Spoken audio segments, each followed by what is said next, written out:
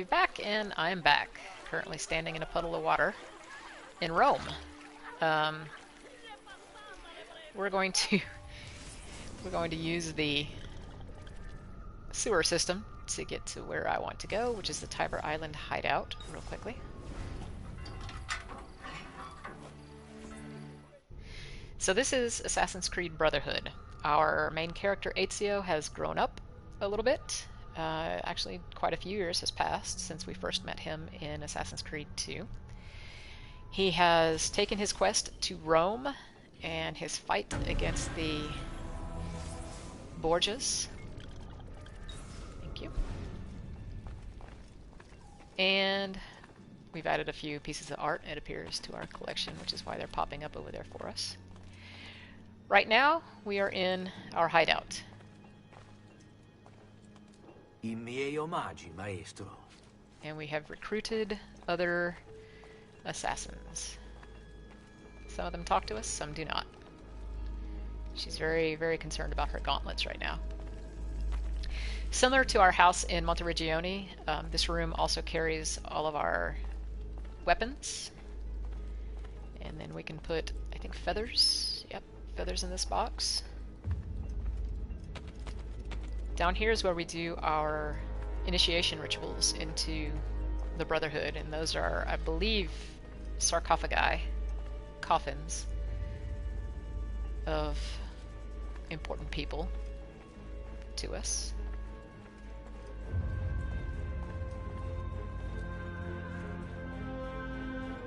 He does a little salute for us, but he doesn't talk to us. Oopsie.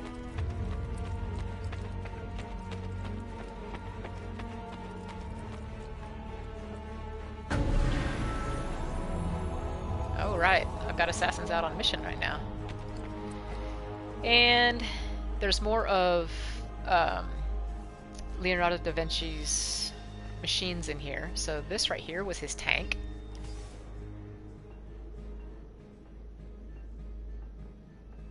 That was a tank. And it had cannon. Those, I think, are all cannons sticking out the side. Should be. And this was a machine gun, a repeating rifle that Da Vinci designed. There's his flying machine again. We saw that back in Monteriggioni. And yeah, this is one of his naval cannons that he designed. A swift boat, swift attack boat, fast attack boat. And then around the periphery of the room you see our armor stands, some of our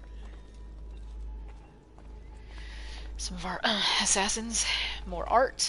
There's Borgia again.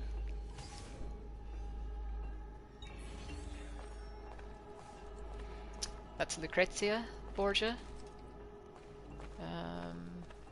Cesare Borgia.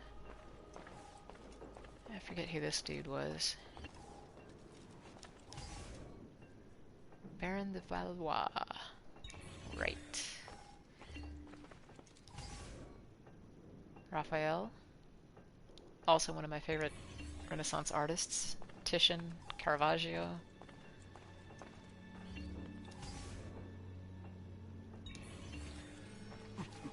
Oopsie. Who's this dude? That's Cesare. Wait a minute. Who was the other guy? Oh, Micheletto. Right. Cesare's right-hand man. That's right. And this schmuck, whoever he was. Juan Borgia.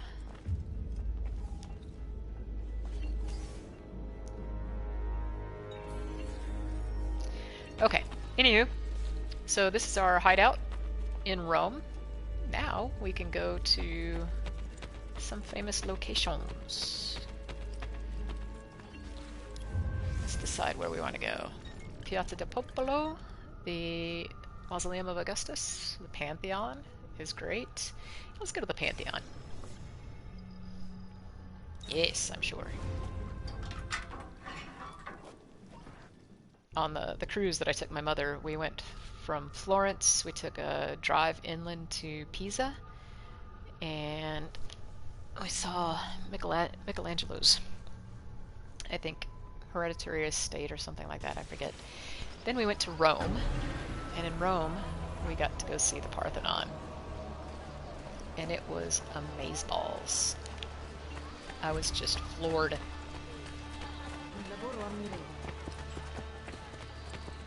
The Oculus is amazing.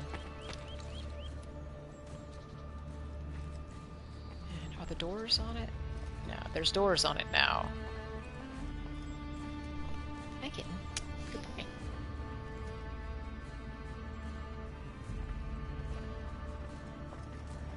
Wait, let's go back out here so I can get the scoop on Pantheon. I love how they put carpets on the outdoors, on the outside of it.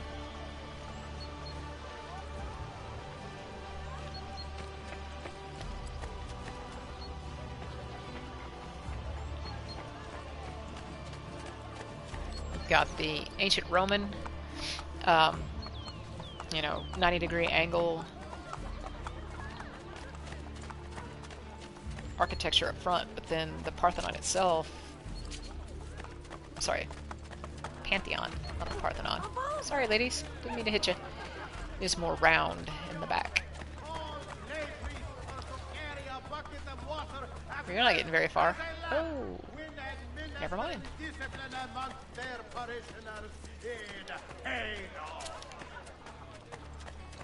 Hi, cat. Good boy.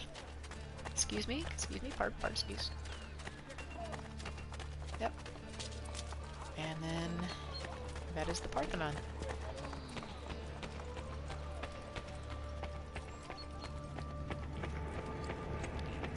The acoustics in here are crazy.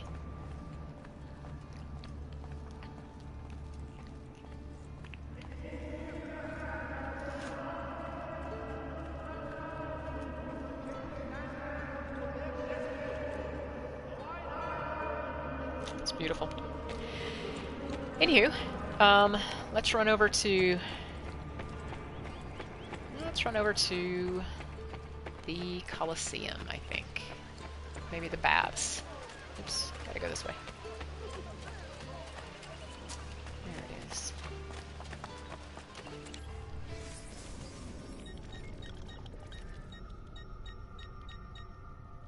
Terme di Diocletiano. We could go to the baths, right? The baths. The Colosseum is way down there. Yeah, let's go to the baths first.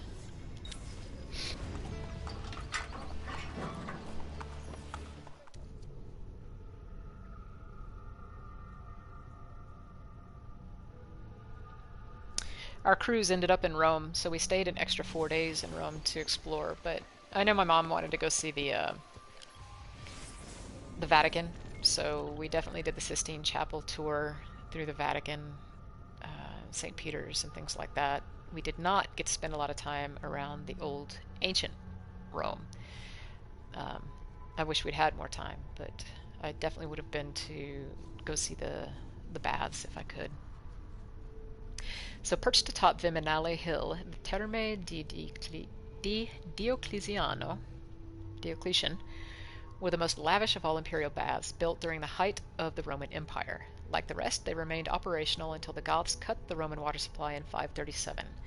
After that, much of the structures were converted into various different spaces, i.e. places of worship, commissioned by the Roman Catholic Church, and today they house a collection of funeral art.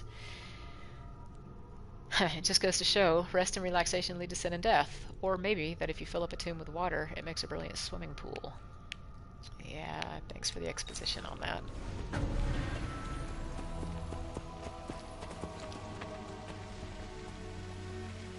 But they don't try to make it appear too authentic, you know? They leave it in ruins for the purposes of the video game, which I think is cool. The Aqua Marcia. This impressive system was the longest of the 11 Roman aqueducts, running a staggering 91 miles. Built between 144 and 140 BCE, the aqueduct was named for its creator, Praetor Quintus Marcius Rex. It was maintained and even expanded for the better part of 200 years, but typical of any free public service, by Nero's reign, so many people siphoned water out of it for personal use, the flow was barely a trickle by the time it arrived in the city. I mean, the Romans had running water in their homes, and that's something we don't necessarily learn when we're in school, and I think that's just amazing. Jump up here, hold on one second. There we go. So, these were the baths of Diocletian.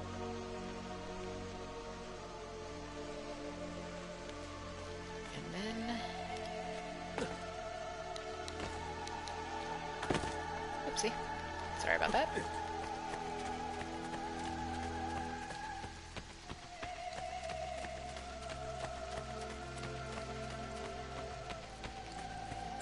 Through these arches.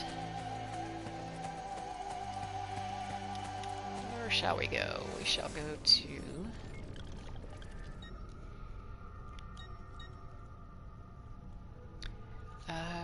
Terme de Triano. That's the Colosseum right there. Which one? Which one? Yeah, let's go there. How do I call my horse? There we go. Where are you at? There you are. He runs into me. I love it. Alright, horse. Let's go.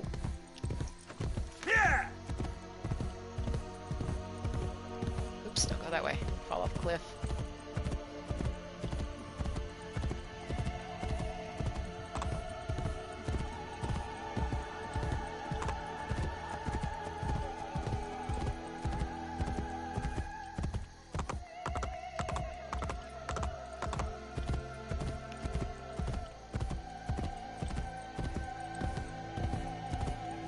Wait a second. How do I get over there? Hey, look, it's Colosseum. Oh.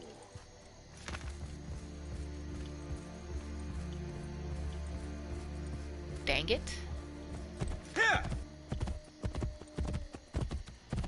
have to go all the way down here around this hill, so bear with me. My cat is sitting over at the fireplace, and if you've listened to any of my previous broadcasts, he's fascinated with it when it's on. It's not on right now, because it's not cold enough for it. And he's just sitting, staring at it, wishing, hoping. Alright. So we are going to go to the Colosseum, but first we're going in here. This is where I wanted to come to. As with many of Trajan's projects, it's believed this massive leisure and bathhouse was designed by Apollodorus. The structure was built atop a section of Nero's ruined golden palace and was poetically intended for use by the commoners. In 537, the siege of the Goths destroyed most of the Roman aqueducts, and the Termi di Trajan, were subsequently abandoned due to the loss of their water supply. Another public works project gone terribly wrong. But I'm sure throwing a few Christians to the lions in the Colosseo made up for it. Yeah, the sidebars. And then the hill we're on, the Esquilino, is the southernmost of the 7 hills of Rome. Esquilino was another fashionable residential district. In a demonstration of humility and graciousness, Nero confiscated property here to build his opulent golden house, which was, to put it mildly, excessive. Of course, Trajan came along and built his baths on top of it. And to this day, they're still excavating old rooms of Nero's palace underneath the baths, which I think is fucking fascinating. Here we are.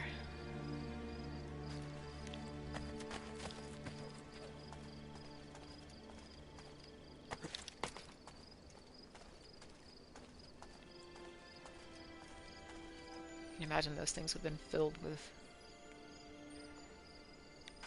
water? Let me gather this real quickly.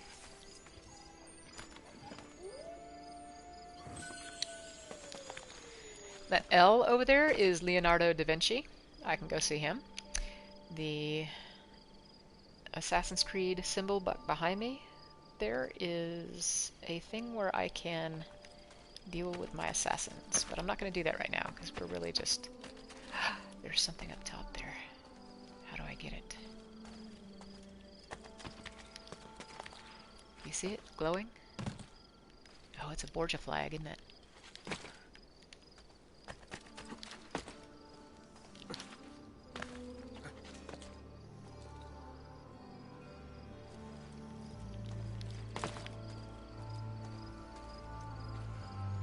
How do I get that Borgia flag?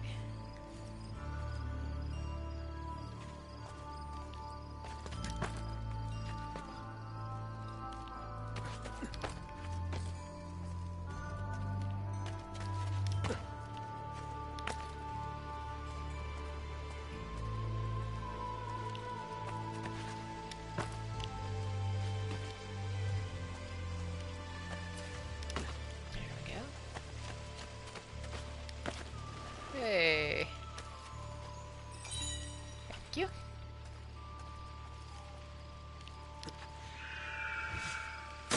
Boink.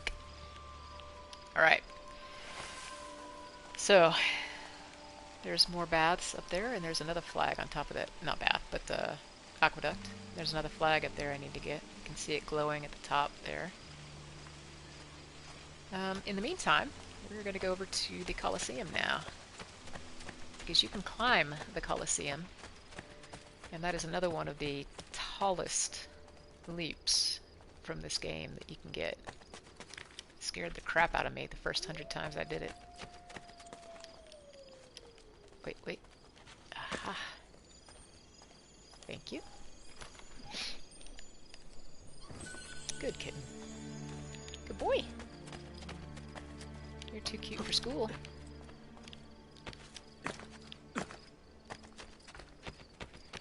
Alright, let's go to the Colosseum, shall we? Now, a lot of the, poetic license taken in this game is what would the Colosseum have become during the Middle Ages, the Renaissance. Constructed in 72 to 80 CE under Emperor Titus, the Colosseo held up to 50,000 spectators and is considered one of the greatest architectural achievements in Roman history. The majority of the shows, be they gladiatorial, dramatic, or otherwise, were privately funded by rich families to demonstrate their opulence, creating spectacles that were universally adored by the people of Rome. Unfortunately, a massive earthquake in 1349 caused large-scale irreparable damage, and the Colosseum was left to ruin. In the mid-16th century, Pope Sixtus V wished to make use of the remaining shell and resolved to convert the structure into a giant wool factory to provide employment for Rome's prostitutes. Sadly, the Pope died before his brilliant idea could become reality. If I'm not mistaken, they once flooded the Colosseum to have naval battles in here before, too. Which is also amazeballs when you think about it. The video game doesn't give the scale of the Colosseum as much credit as being at the real thing does, because it is large.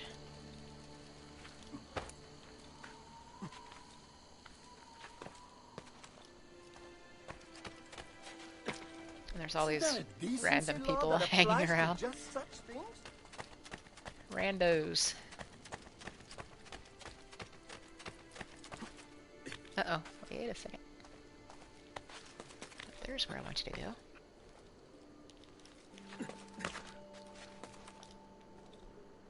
Dork.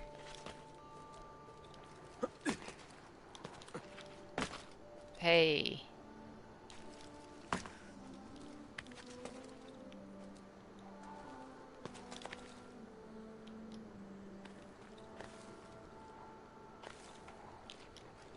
Here we go. Boop.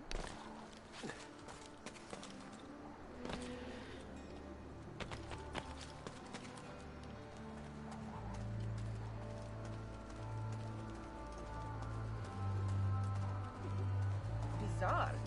What's with him? What's with me? What's with you? People living in it, have their laundry strung out. Can't go that way. Most intriguing. For one of this look.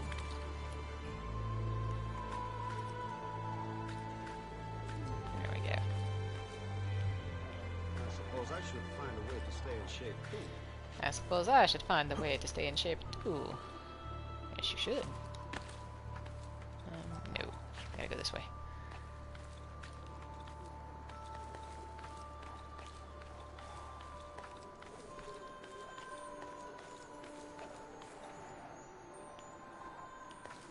I hear something tinkling.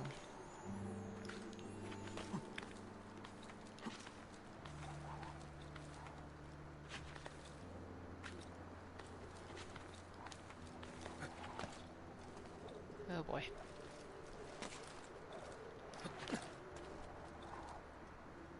What was tinkling?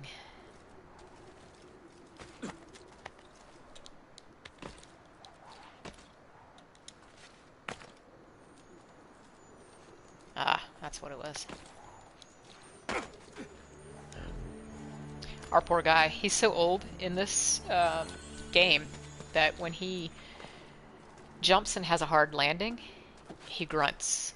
You can tell he's in pain. It hurt him.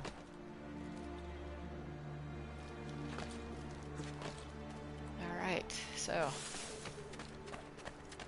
here we are on top of the Colosseum. We're going to run over here to this corner. Not that there is a corner in the Colosseum. And look down into it. So they had a stage fashioned for like Christian passion plays and things like that. And looking back over Renaissance Rome. I think that might be St. Peter's being constructed in the background. Yeah, I'm looking roughly at St. Peter's from here. So way over there in the distance, that's St. Peter's Cathedral being constructed. Oops. Got the aqueducts. The ruins of the old market, Trajan's bathhouse. Is the sun rising or something? Yeah, I think it might be sunrise. Oh yeah.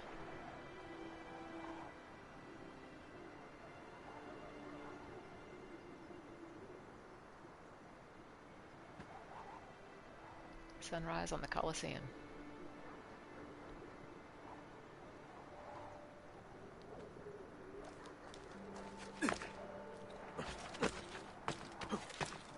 Now then, we can go do our leap of faith.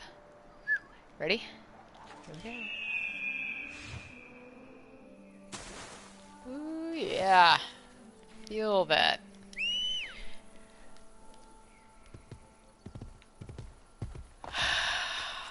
Alrighty.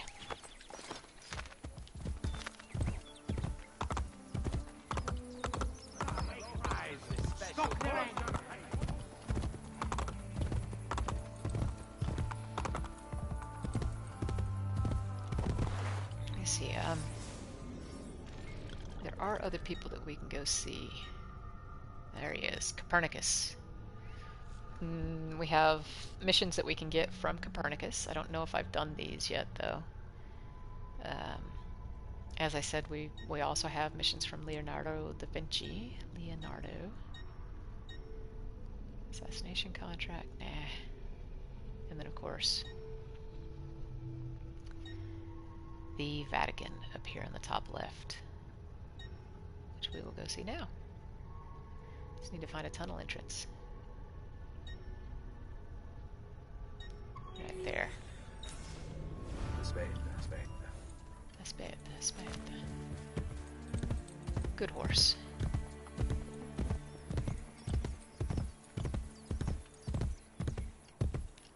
Uh-oh. Hey!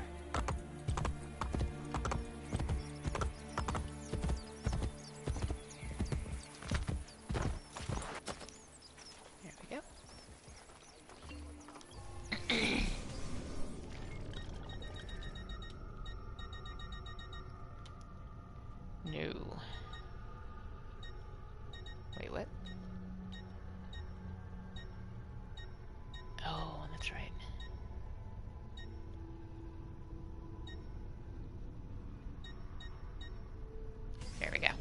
The Rosa in Fiore is our sister and mother's brothel.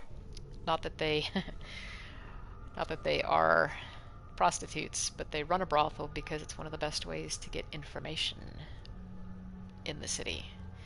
So their girls supply us with lots of good information about people we try to keep an eye on.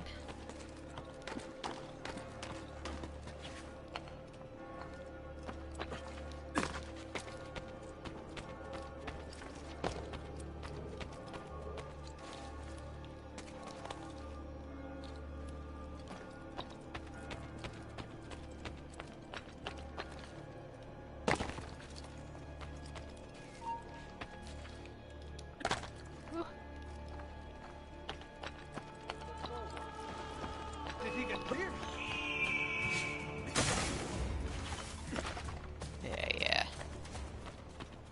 Don't come after me.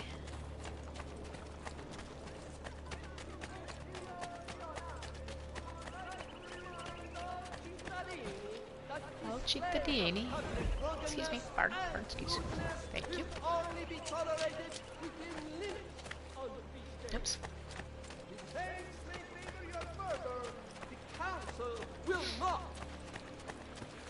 Ah, most impressed.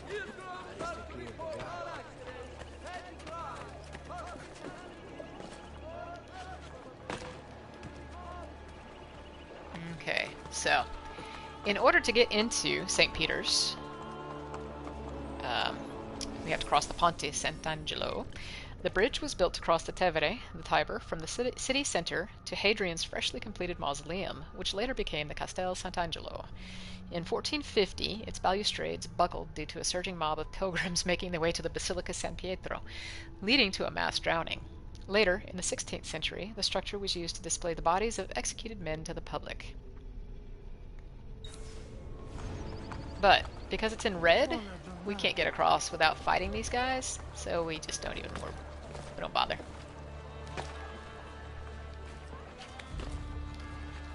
There you go.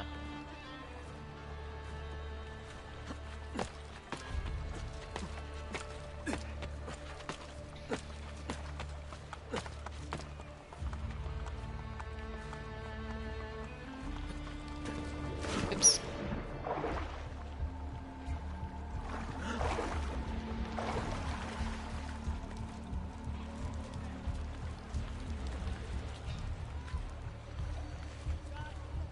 The music changes to let you know that you are going to be in trouble if you don't blend in real quickly, like that.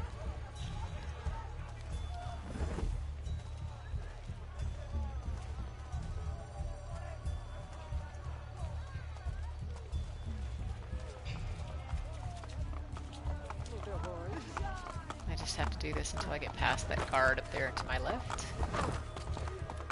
Gosh, thanks a lot, guy.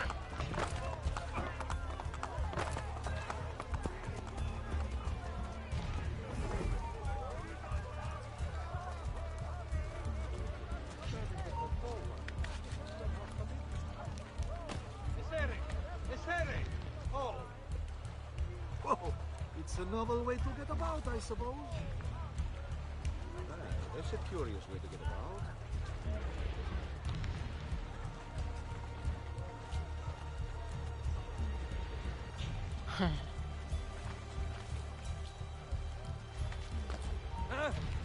Time for a little lesson. You hurt someone pulling stunts like that. Dang it. Guy needs to go away. Most intriguing. But why not just walk? Fine. You know what? We're just gonna go this way. You don't have to go in that way. There's plenty of other ways to get in. As long as the area is not rimmed in pinkish red, you're fine.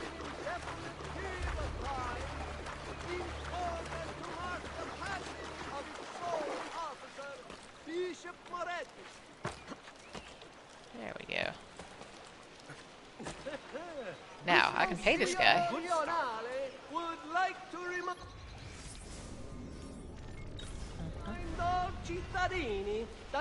Because I can't pay him. Public drunkenness and rudeness will only be tolerated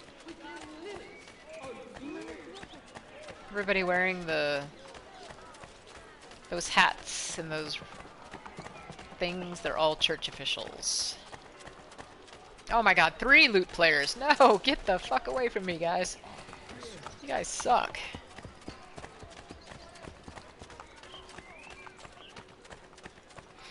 Alright. And there is St. Peter's.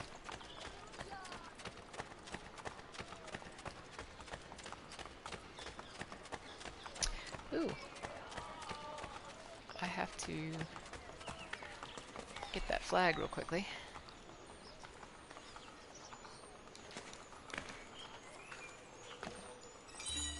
There we go. Alright. Basilica di San Pietro, the original St. Peter's Basilica, built in 326, as opposed to the epic basilica that exists today, was constructed in the form of a Latin cross. An atrium, called the Garden of Paradise, stood at the entrance, beckoning followers through the main doorways of the church. Unlike pagan temples, which were lavishly decorated, the facade of St. Peter's was plain. Thankfully, Catholicism got over all that when they made the new St. Peter's. Of course, the downside was that the religion became incredibly corrupt, but hey, beauty has to come at a price. The basilica was built on top of the old Circus of Nero, but before you start pulling out your popcorn and cotton candy, this wasn't a modern circus. The Roman crucifixions of Christians was the main act. St. Peter, among many others, was hung up to die there. The basilica was built on top of this anti-Christian site as almost an intentional modification of history by Emperor Constantine, because if it no longer existed, it never happened, right? What? Where did he go? Which way did he go? Merda! I don't see him. It was nothing.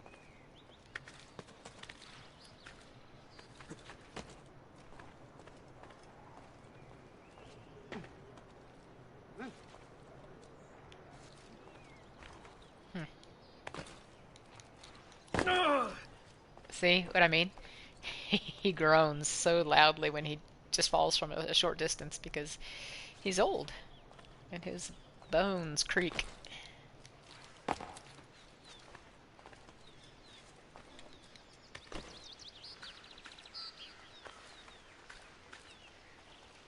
There we go. We cannot go inside too far into the basilica. But you can go, at least I think, to the garden, if I'm not mistaken. Because there's a big thing in the center, this egg thingy.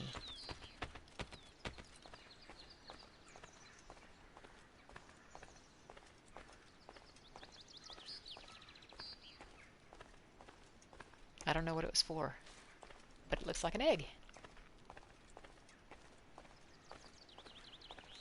Anyway, so that's a brief introduction to Assassin's Creed Brotherhood and the environment that you would play in around old Rome, both the Renaissance era Rome and some of the ancient Roman ruins. But this is a fun game. It is really good. I do think that I like the story better in Assassin's Creed 2, the previous game, but this one also is solid, and you can't beat the environment. So yeah, I just highly recommend these games, folks. If you are thinking about playing, the benefit is you can play these games by yourself at any time. You don't need to be playing with other people in order to enjoy them. If, however, you do think that you would want to play with other people, there's plenty of multiplayer online, such as Destiny, Call of Duty. Even some of the big titles now have multiplayer onlines that you can join. So I think Ghosts of Tsushima has a Legends mode that you can play with other people. Assassin's Creed tried it too for a while, but there's just so many. Warframe, the Mass Effect series, and then the ones that I don't play, like Resident Evil, or what's another big title? Red Dead Redemption, things like that. But yeah, if you know any older folks who are curious about gaming and have yet to dip a toe into it because they feel self-conscious or think that games are, really the purview of you young kids, tell them. Tell them about my channel. Tell them I'm happy to answer questions, to do walkthroughs, intro videos, and things like that. I just would like to get them not only interested in it, but playing, if that's something that they feel like they would want to do. Because, what we've learned in the COVID apocalypse is that we need more and better hobbies to do when we're stuck at home. And playing games, whether you play a role-playing game by yourself or an online game where you connect with other people, these things can be good for you. They keep you sharp and focused. It can be a distraction, yes, but it can be a worthwhile distraction. And science is telling us that video games are good for our mental health as well. So I am an advocate for health and wellness, mental health and wellness. So I will leave you with what I always leave you with, and that is that your physical and mental health are integral to you. You really can't have one without the other. So do something good for yourself if you can today, even if it's small, and then try to do something for another human being if you can. No matter if it's small, no matter whether they know it or not, because you'll know it and it will benefit you both. All right, on that note, folks, thank you very much for tuning in. We'll catch you next time. I'm probably going to switch over to Twitch for Call of Duty a little bit later on today. Thanks, and have a great day.